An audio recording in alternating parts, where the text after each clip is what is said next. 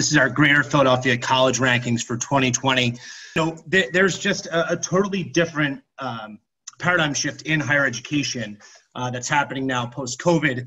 I've heard the phrase that there's years when nothing happens and then weeks where decades happen. And I think that's very applicable to the field of higher education. An institutional focus on social mobility moving forward post-COVID could be a bit of a competitive advantage for higher education institutions, and I'll talk about that in a bit. Nick, could you go to the next slide, please? We wanted to gear the Philadelphia College Rankings based off of areas that are most important to the average citizen. We also wanted to focus again on social mobility. We think a proper college ranking really hones in on that social mobility factor, how effective a college or university or trade school is at moving a student up the economic ladder.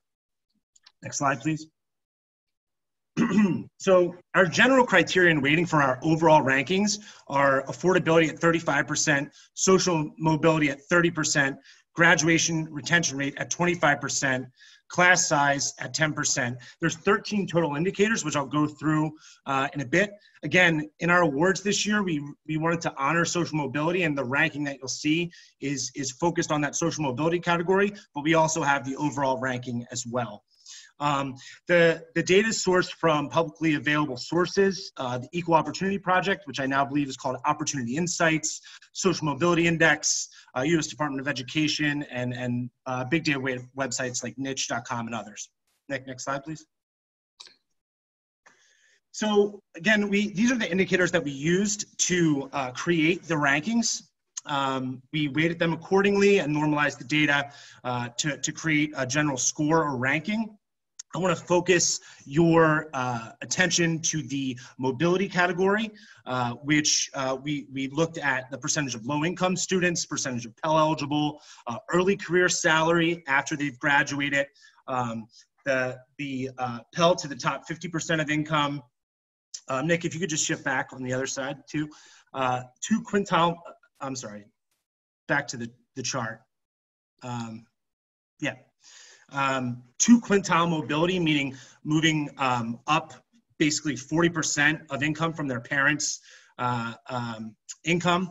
Bottom to top quintile mobility, moving from the bottom 25% of income when they started school to moving to the top 80%, what is defined by Raj Chetty and other economists as mobility rate. And then mid-career salary at the age of 35. So using those indicators, Nick, if you go to the next slide.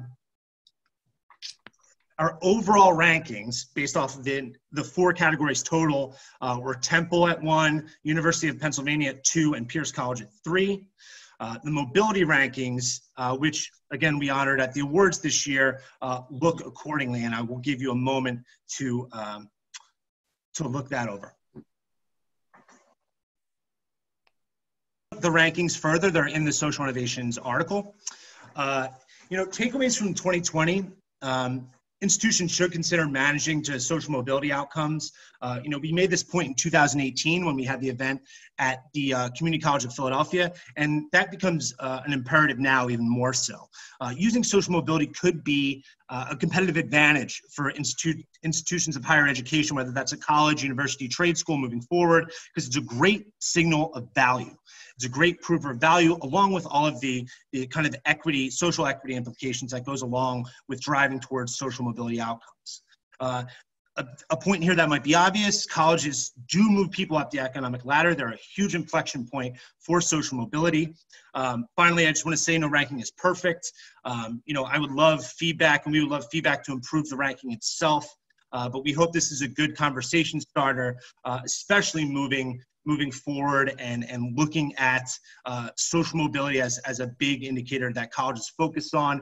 Last thing I'll say, you heard Dr. General's comment on the constellation of services that the Community College of Philadelphia provides to move students up the economic ladder. They use the word methodical. They're very methodical about it.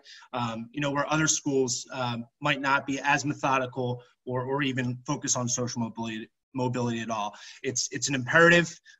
It's a moral imperative, and I will echo other presenters' points that all of this also needs to be looked at through the lens of racial equity as well. Thank you.